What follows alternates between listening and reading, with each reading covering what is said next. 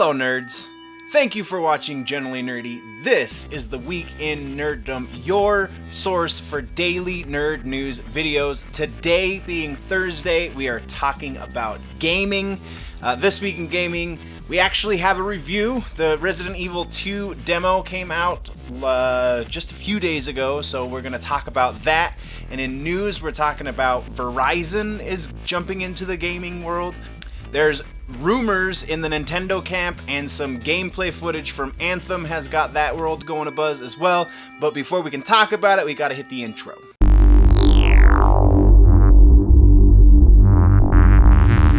Hello, nerds.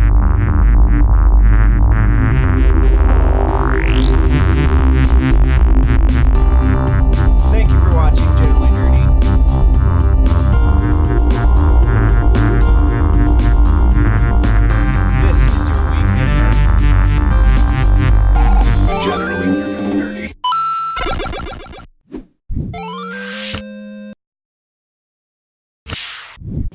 First thing for gaming news this week, we're talking about Nintendo. There have been some data miners going a little crazy, like they are wont to do, and just really going into the code on the Switch online store.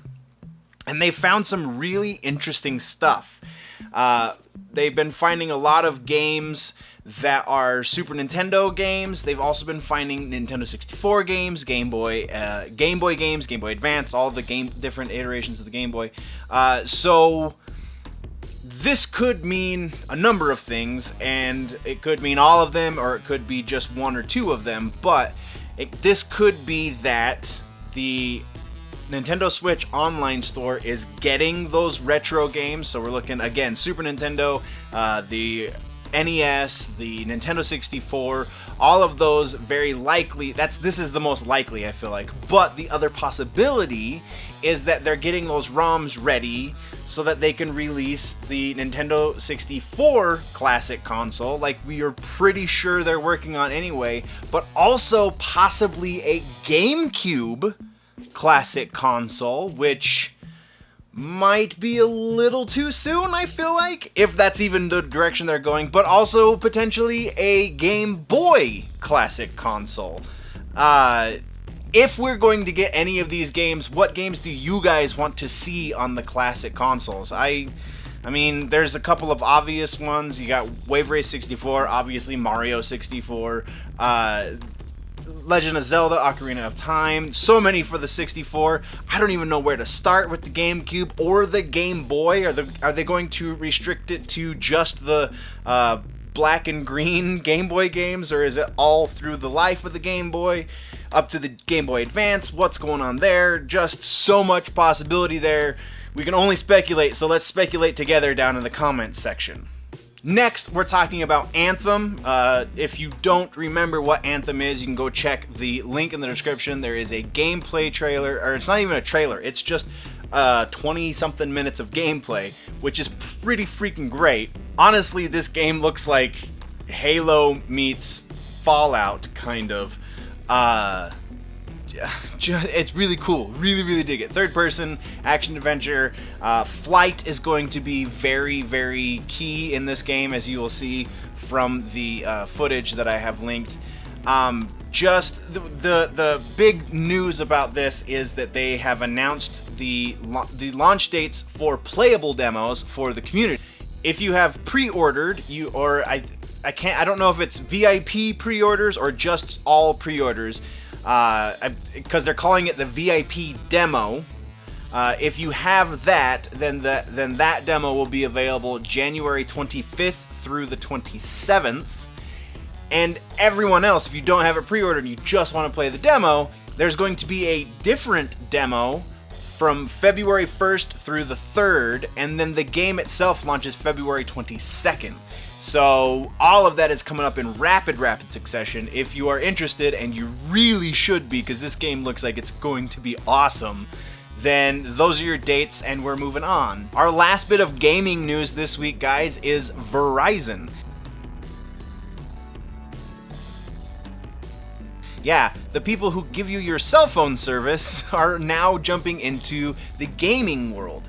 The rumor is, and this is not 100% substantiated, though it is from pretty reliable sources. The rumor is that Verizon is jumping into the gaming world, a la a streaming service that they're going to put on their phone. So if you have a Verizon smartphone, then you can get this gaming streaming service, and it's in the alpha stages right now, alpha testing, so it's not quite open to betas. It's still really, really close to the chest, if it's even in existence at all. 100% don't know that, but the rest of the rumor says that they have over 135 titles already in the works for this streaming service, and some top tier titles. I'm going to read these: Red Dead Redemption 2, Fortnite, God of War, Far Cry 5, Anthem, Motor Exodus, FIFA 19, and Monster Hunter World, just to name a few. There are plenty more in the list. Just very interesting. Very interesting. That's all we have for news, though, this week, guys. Now let's kick into the reviews. Before we do the reviews, though, guys, I'm going to remind you that there is a Patreon account. Patreon.com/generallynerdy is the place that you can go support the channel. There's quite a few levels these days, and at the lowest level, just $1 a month, I do a monthly Discord, and we go over the previews for next... Just at the lowest level, for just $1 a month, which is the lowest level, you get early access, you get a monthly Discord, so much stuff, even just for that $1. Go check it out. Again, patreon.com/generallynerdy. You get a lot more stuff the higher up you go on the patron scale, all the way up to $50, and you get credited as a producer in every video. So again, patreon.com/generallynerdy. And now let's review some stuff.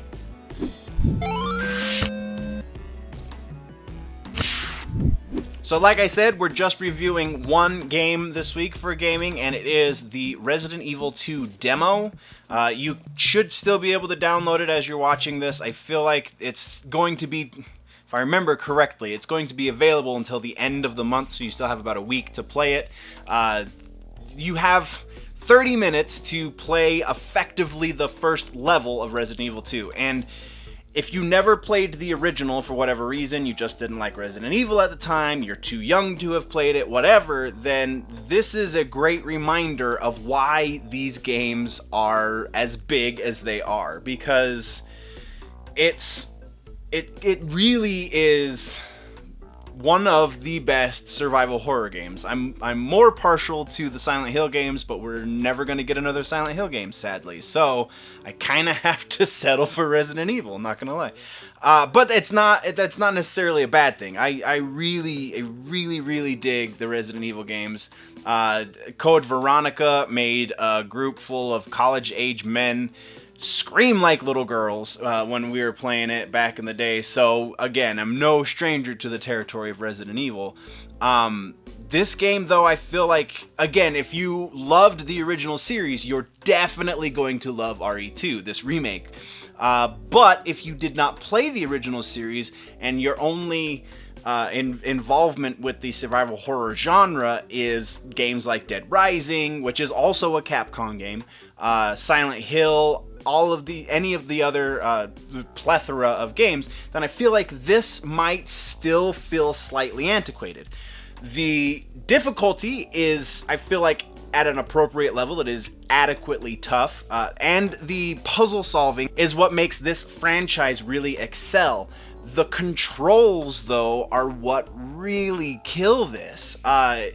Even though they've fixed their camera issue, because, again, if you never played the original, 3 games, I think they fixed it after Nemesis, but I stopped playing it about Nemesis until Code Veronica came out, so there's a little bit of a gap. But the camera was notoriously bad. It was fixed angle, and every time the camera angle changed, the controls changed in accordance with the camera angle, so what was once forward is now sideways, and so on and so forth, so it was very disorienting, which some have made the argument that added to the horror, But that's a really weak argument.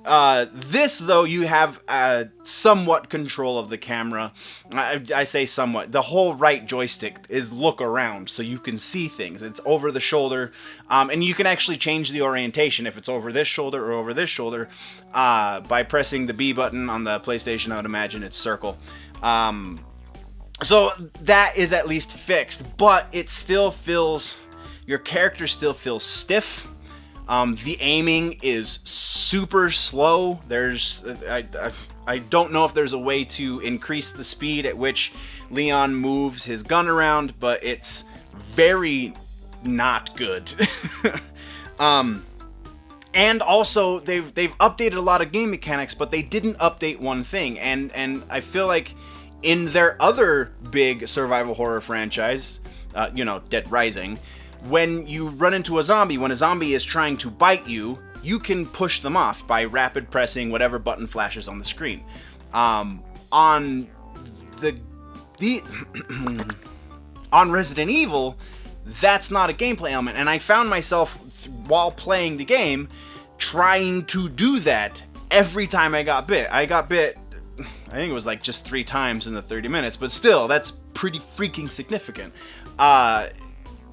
I feel like there should be a way to ward off the zombies. Even though you are that close, that doesn't necessarily mean you're going to get bit. I know they're 2 different franchises, but they are the same publisher, so maybe there could have been some crossover there. I don't know, but that just kind of felt a little antiquated to me, that you couldn't push a zombie off of you when it's trying to bite you. But generally speaking, this game, based on the demo alone, again, it has not yet released, but based on the demo, this is totally worth the play. Let's get into the scores real quick. General score, we're looking at a 75 out of 100. The reason it went down to a C, some of the voice acting was still a little stilted. That was also a pretty notable hallmark from the original trilogy, is some of the voice acting was absolutely atrocious. It's definitely a step up now, but still felt a little odd in places. Not that there was a whole lot of voice acting in this demo because it is so short, but when you play through, you'll get what I mean. Next, we're talking controls, and the controls, we're looking at 60 out of 100. Now, that's not absolutely atrocious, because something that's absolutely atrocious would get much lower, but, again, it does feel a little outdated, and slow, and if you're a cop, even though you are a rookie cop, if you're a cop, I feel like you should have a little bit faster reflexes. So, again, 60 out of 100. As far as immersiveness goes, this is where this excels. In spite of the slightly stilted dialogue and the controls that I feel like could be updated a little better, by and large, the look of the game is fantastic. The puzzle solving is you'll get lost trying to figure out these puzzles. You forget that it's been 30 minutes, and I feel like that's the key about immersiveness, is if you don't realize that your timer's run out, then something in there is working very, very well. So we're looking at an 85 out of 100 for immersiveness. And then last, but definitely not least, is the enjoyability, the subjective end of the spectrum. We're looking at an 85 here. Like I said, when I played Code Veronica, I was roughly college-aged, 19, early 20s. And me and a group of buddies played that and screamed like little girls. When I was playing this demo, I'm not too ashamed to admit, I definitely screamed once or twice. Even though you're anticipating it, you know it's gonna happen because you've played so many games at this point, it still takes you by surprise, and that I feel like says a lot about the atmosphere that they create, and a lot about the look of the game, because even though you know the zombies are there, when you turn that corner and there's 5 of them coming at you, it's gonna make you scream a little bit, not gonna lie. So that is what we've got this week for gaming, guys. What did I miss? What should we talk about next week? What should we review next week? Definitely let me know in the comments down below.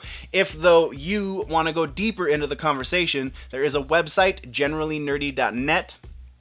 That's where you can go get all of the freebies, all of the social media links. There is the general store on the website. The little tab across the top says general store. That's the place to go get your nerdy swag. I've put a lot of stuff up in the general store, and I'm actually working on putting more shirts up there, so go check it out. Again, that's all over at generallynerdy.net. If this is your first time at Generally Nerdy, then definitely subscribe or follow. If you like this episode, click the like button. If you didn't, you know, there's the other button that you can press too. Whatever. I'm not mad at you. If you're falling behind on your nerd news though, guys, and you want to catch up, you can click or tap that box right there to the left of my face to do that. But before we do all of the things and visit the websites and stuff, guys, always remember that if it's generally nerdy, it's probably here.